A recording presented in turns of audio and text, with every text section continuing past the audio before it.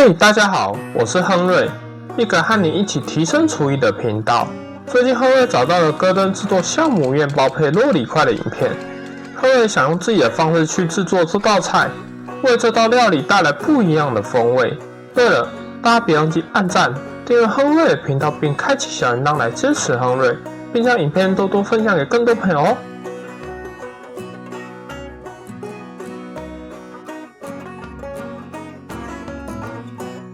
首先将柠檬用流动水冲10分钟，今天用的是黄柠檬，等下用它的皮去制作今天的面包，所以一定要冲洗干净哦。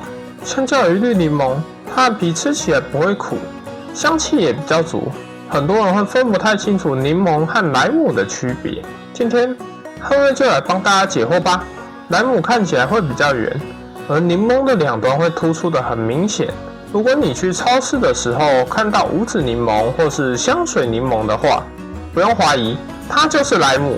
至于汁的部分，莱姆汁相对于柠檬汁会比较不酸，味道柔和一些，不管是做成饮品或是调酒都非常适合哦。至于柠檬的话，尤其是黄柠檬，它的皮有清香的味道，莱姆的皮就比较没有。汁的部分会比较适合饮品和入菜。皮的话，可以在削成丝后当做装饰使用，也可以让比较清爽的料理多一个层次的味道哦。用刨柠檬皮专用的刨刀削下柠檬皮之后，加入芝麻和辣椒粉拌匀。这里亨瑞会用手头常用的七味粉来代替，当然用自己喜欢的辣椒粉也是可以的哦。接着将涂好橄榄油的面包放入热锅中，撒上盐、黑胡椒。煎到什么程度呢？煎到微焦就可以了。只要用随便一种工具刮面包的表面，如果有听到脆的声音的话，那就可以起锅了。对了，让面包底部有个东西垫一下，不要直接平铺在盘子上，不然的话，还没挥发的水汽会让面包回软，你的面包就白煎了。最后则将切片的酪梨放在面包摆成伞状。在这里，如果你想要马上吃的话，可以直接撒上调味过的柠檬皮，但如果你想要等一下再吃的话，削柠檬皮剩下的柠檬绝对可以帮你一个大忙。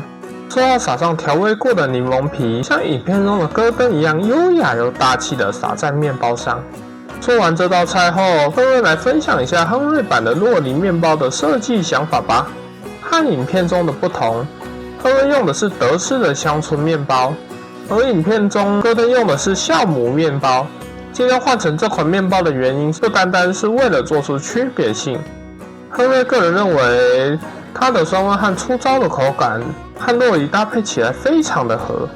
虽然坚硬的外皮和特殊的酸味多多少少会减少一些芝麻的口感和柠檬皮香味的体验感，但整体而言，这比较符合亨瑞的口味哦，大家可以参考一下。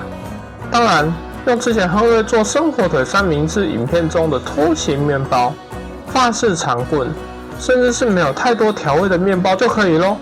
到这里，一份充满阳光又能在早晨唤起你的亨瑞版酪梨面包完成。一口下去，柠檬皮的清香扑鼻而来，唤醒刚睡醒的你。接着是酸面包的粗糙和酸香，酪梨的厚实感和芝麻、七味粉勾勒出你今天早上想象中的生活。很多道料理适合早餐吃，但如此丰富的三明治绝对是你夏季中的首选，试试看吧。谢谢大家，如果你们喜欢这部影片的话，欢迎帮亨瑞按赞、订阅、加分享。亨瑞将协助你们激发对烹饪的灵感和信心。我们下回不见不散，拜拜。